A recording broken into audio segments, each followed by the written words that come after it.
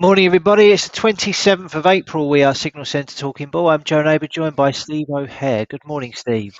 Good morning, Joe. How are you? Very good, thank you. Excellent. Very good. Excellent. Okay, let's get stuck straight in then, shall we? So yesterday we had earnings from Tesla. They slipped a few percentage points in after hours trading after the car maker failed to offer specific estimates for vehicle deliveries this year. That's even after the firm recorded a profit in the first quarter, navigated an industry chip shortage, and also made money off Bitcoin. It wasn't a blowout, according to one analyst, and there were some lofty expectations on the stock given the eightfold rally that we've seen over the last year. So a little bit of a slip back today. In terms of what's going on in the UK at the moment, Boris Johnson is facing controversy yet again. With BBC reporting that the UK Prime Minister did not say he would rather see bodies piled high than take the country into a third lockdown last year, despite his denial of an earlier report on the comments. So good old Boris back in the news again. Doesn't sound great, does it? No, not very good. On the COVID front, 1 in 4 adults in the European Union have now received at least one dose of the COVID-19 vaccine. So they are clearly stepping it up in Europe, which is great news. That's even after the supply issues with AstraZeneca and the unexpected delays to the shot from Johnson & Johnson. Hopefully, Germany are looking to have all adults vaccinated at least once by early June. So they seem to be getting control of that, which is great.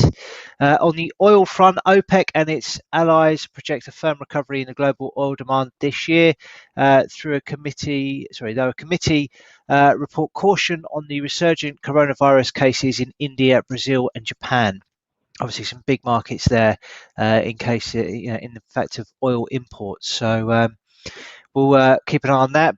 Oil looks like it's had a bit of a go the last couple of days or so, which I'm sure Steve will come on to shortly.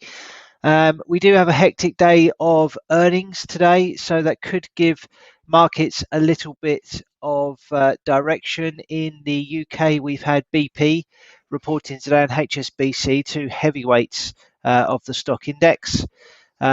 We'll come on to those shortly. And in the US later, we've got mega caps, Microsoft and Google, or Alphabet, both reporting, as well as Starbucks and General Electric. So plenty going on today. BP, just having a look at those, they did gap higher on the open today, still up 1.25%, but they've dipped back a little bit, maybe to try and fill that gap. Maybe we'll have a look at that chart in a little while. But Steve, I'm going to throw it over to you. You can run us through what you're seeing on the indices and commodities today. Yeah, okay. Looking at the commodities, start off with, as you mentioned, oil. We've got the daily chart here, and I mean, there's a lot of information on here. Main thing I sort of want to highlight really on this daily chart is prices moving higher and volumes deteriorating. So really low volumes. So if we look at the last 3 or 4 days, we've seen spikes in either direction, a little bit indecisive for my liking, really. I wouldn't get too loved up to this at the moment. Although if we do look at the weekly chart, obviously, we can see we're really hanging about this resistance level. We've retested it and failed. So is this a sign that maybe we've had enough on the upside? On the daily chart, obviously, we've got this supportive trend line coming in. Where can we draw it from? We can draw it from there. That's quite a nice one. But obviously, a break below the 60-60 level on the WTI crude oil could lead to another move lower. On the shorter term time frames, we should see some sort of bearish flag type formation. Not a great one, but that sort of channel, trading within this channel, trading at the higher end of it, but looking pretty much like it's failing up here. So I'm slightly negative on oil. Looking at the gold chart, we've talked about this, feels like for a long time, but we're in this retracement channel, this corrective channel lower, and we seem to have found a bit of a bottom here around about the 1675 level in oil, and we've reacted really nicely higher over the last 3 or 4 weeks. Last week was a little bit indecisive, and we can show it on the daily chart a bit clearer. We can see just price action, two-way price action, chopping about the double bottom formation. That has a measured move target up to 1835. We got close to the 1800 level, as we mentioned yesterday, and that always, very often when you get to the sort of like them sort of levels with lots of zeros, you tend to get a psychological resistance there. So at around about just in front of 1800, we stalled and recovered lower. However, we have found a little bit of support at 1770. Not entirely convinced by it. We're still seeing the positive momentum slowing down. So this channel, I think between 1770 and 1800, a break of either one of those would lead to the next significant move. Moving on to indices. Pretty frustrated yesterday with my gun-to-head call in FTSE, looking for a really here we'll show it here on the hourly chart a bit clearer. Got some really decent reward out of it early on, but then spike higher and wiped out. So smacked on the bottom and sent home. But I do still believe in this trade idea. I think we're in this bearish flag sort of wedge type formation. Head and shoulders forming. I know Mona mentioned that on her chart yesterday. I think she was preempting that. Potentially, and I'm sort of looking at these candles, even the hourly candle, that's like an evening doji star formation on the hourly candle. So I want to rush through this and get to the gun to the head challenge because I'm selling the FTSE. Okay. Obviously, Joe's going to jump on the back of that now. Maybe he'll go first. But you're seeing the same on the out. I mean, these are short-term charts. These are hourly charts. We're seeing this potential head and shoulders formation. So definitely worth looking out for. The US market seems, as soon as the US markets open, or just before they open, we seem to get this influx of positivity and buying power, and it just seems to be never ending. We're sort of like trading close to the all-time highs on all of the indices, the Nasdaq as well, 14,000, hanging around about that level, quite a decent psychological level. But look at how the momentum has really sort of collapsed over this time period. We saw the big move higher, very sort of like strong momentum, and then it's like hitting a roadblock. The Dow Jones, again, we've got this sort of ending wedge formation. Look at the MACD on here. Pretty flat, really. Not really, you know, if anything, obviously we can see that from 13th of April last year, how the momentum on this rally higher is slowing. So when will the bubble burst? Who knows? Aussie 200 seems to be holding on to some gains probably based on the commodity sector being pretty strong. There's lots of lines on here. Let's get rid of some of these just to sort of give us some interesting support levels coming in. Again, on the Nikkei, we've got this support line coming in, which has been now sort of like found 3 times it's reacted from this level, 28,300, around about there.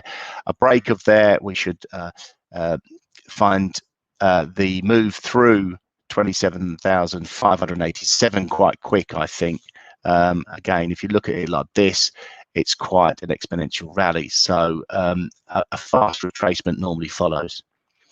China, I think, is ahead of the game. Again, I couldn't find that chart I was talking about last week before I went away, but it's China can very often be the leader, and China has seemed to come to an end of its rally, and I think everything else will be following over the coming days or weeks. So I'm pretty negative on the indices, but I've been negative on the indices for 15 years. So who knows? We've had some decent dips in there, but I'd just be very, very cautious. These are great levels, but where are you going to put your money if you do take profit? There's not very many places to do that, you know. So yeah, I'll have a quick run through cryptos. The Bitcoin, I did a video on it this morning, and so have a few levels to talk about. Oops, let's get the weekly chart up first. I've redrawn this impulsive move higher. So from here, we've got the 5-wave potential. We've completed the 5th wave. We've got the hanging man candle followed by a bearish week, and we've had a recovery this week. So it's really important for this recovery to hold for the long-term bulls. 65,500 is the around about the top, around about that level. But we had a decent sell-off last week after breaking out of this wedge formation. We can see it aggressively move lower. We can see the volumes. Let me see if I can get these volumes working, or this line here. Volumes moving lower since the start of the year. Momentum moving lower since the start of the year.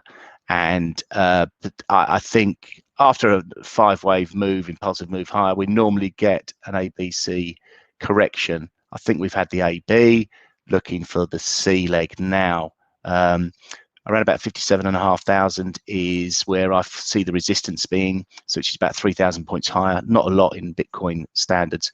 So really looking out for the 4-hour chart. We'll show these levels a bit clearer. Here we got. I've drawn them. This was the bearish flag I highlighted last week, which have moved lower nicely. So this for me is the channel to watch: 47,000 to 57,500. We seem to be getting a nice, really nice looking bullish hammer here, and the move higher has continued. Looks pretty positive. I think the real test is 57,500 to 58,000, where we've seen decent price action and decent bull bear battles in the past. So quite like that bull bear battle. So yeah, that's the levels to watch. Above 57,500, potentially go with the flow towards the all-time highs, but maybe a decent level to try and fade and catch this corrective move lower after the 5-wave completion. That's me. Thanks, Steve. Great roundup. So let's take a look at the FX side of things then. So not really much has changed from what I've been going through the last few days or so. Starting off with the dollar index, it's a little bit higher today on the front foot, but as you can see, it continues to be contained within this corrective channel in the very short term. So very narrow within this range. Yesterday we did form a doji candle, so a little bit of indecision, maybe some sort of stalling before an attempt at a push higher. I think if we can break out of this channel, then it may lead to a push to the upside.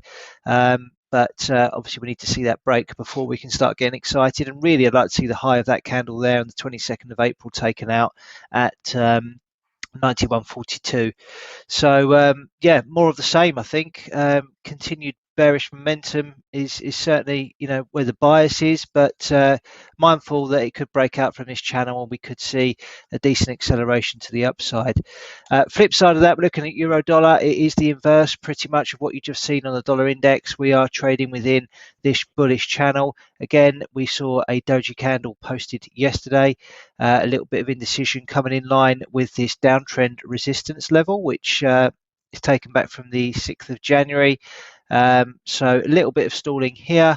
Again, see a break of this channel, then that could lead to a corrective move to the downside, and it could be quite sharp given how narrow this channel's been. So keeping an eye on that for now.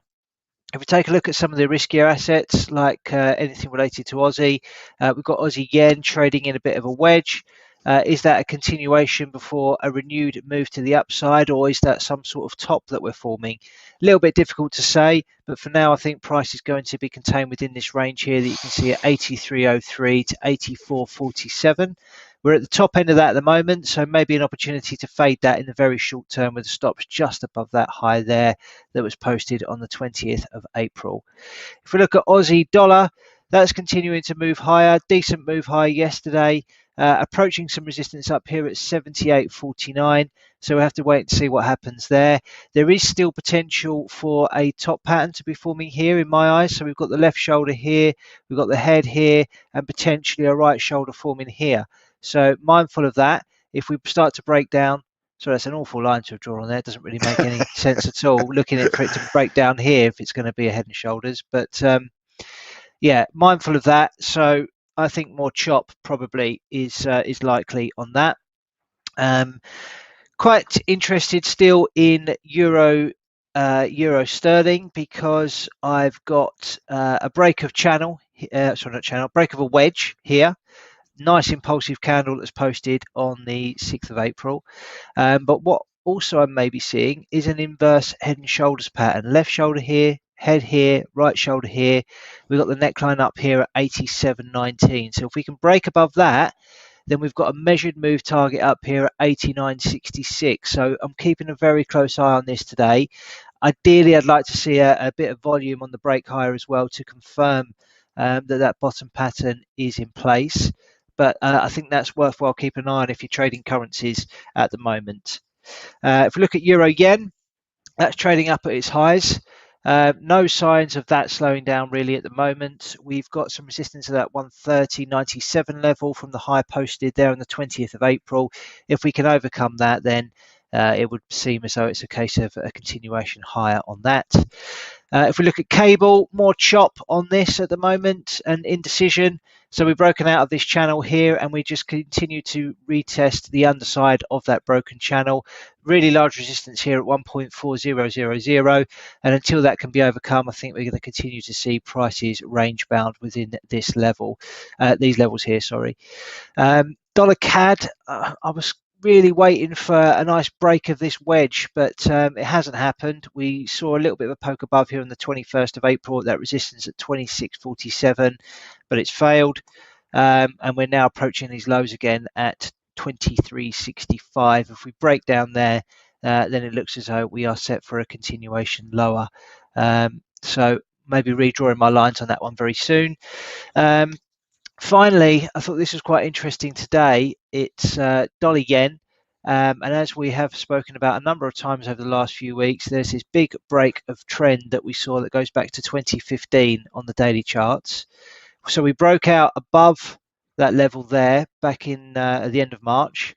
On the retest, we haven't really done a great job of holding the retest on the reverse side of that trend line.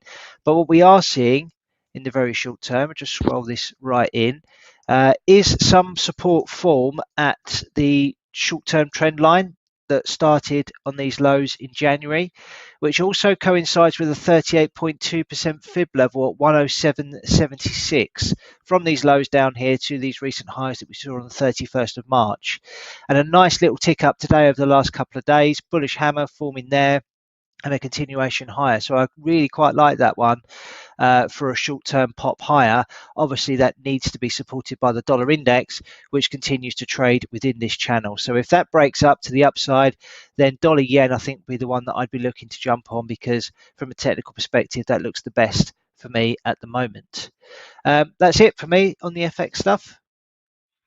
Yeah, I was just thinking about that dollar yen, and we do see a similar sort of formation really in oil, crude oil.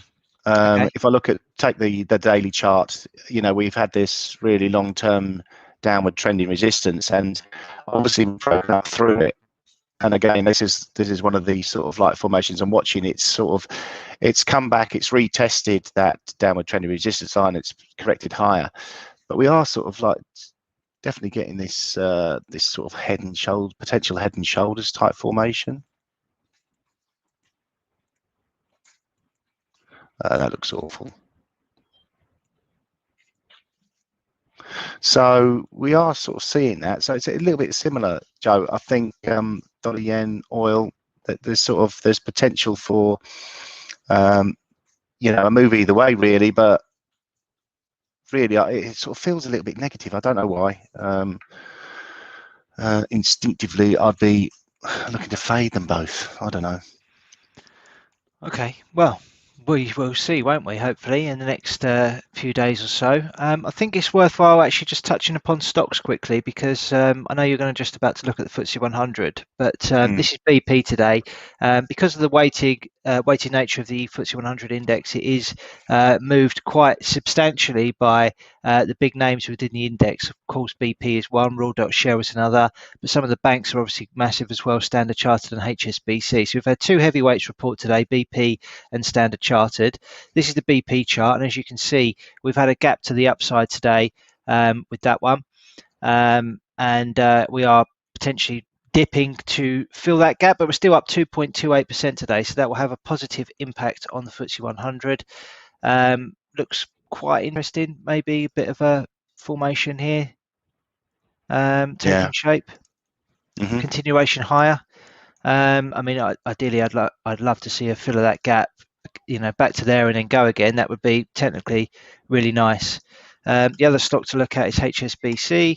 That's up by 1.5% today.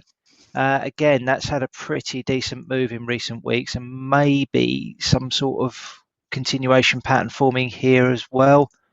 I'm just drawing these on the fly, so obviously I'd like a bit more time to go through them, but maybe a bit of a flag forming there for a break to the upside.